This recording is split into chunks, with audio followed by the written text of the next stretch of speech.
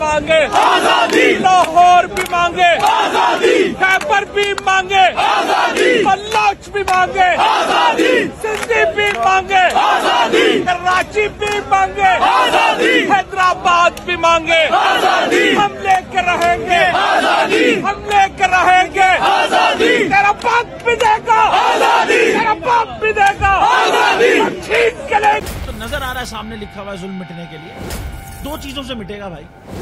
एक अदल की कुर्सी पे जो लोग बैठते हैं ना, वो अदल के हिसाब से फैसले करने लगे।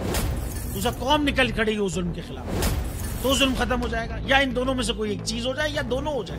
अगर 420 का मुकदमा था, उस वक्त अदलिया में जो लोग बैठे हुए केस देख रहे थे, वो पूछते ना यार चीट हुआ कौन है।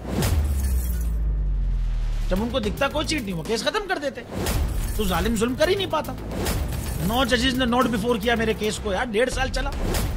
शख्सी जमानत का केस, सेम केस इस्लामाबाद में कर दिया। एक ही इल्जाम पे 2 केस हो नहीं सकते भाई। मतलब 60 दिन का वक्त होता है। 102 दिन के बाद मैं जीत गया, केस बरी हो गया। 102 दिन के बाद अपील फाइल की, एक्सेप्ट कर ली। नहीं करते ना एक्सेप्ट, खत्म हो जाता ना जुल्म यार। भरी अदालत में मुझे बरी कर दिया, फिर पता नहीं क्या हुआ 2.5 घंटे बाद का नोट बिफोर।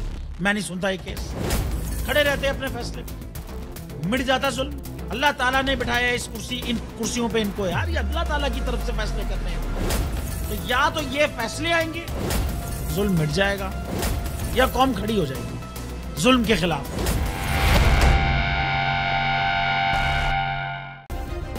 सब्सक्राइब करें और बेल दबाएं ताकि कोई खबर रह न जाए।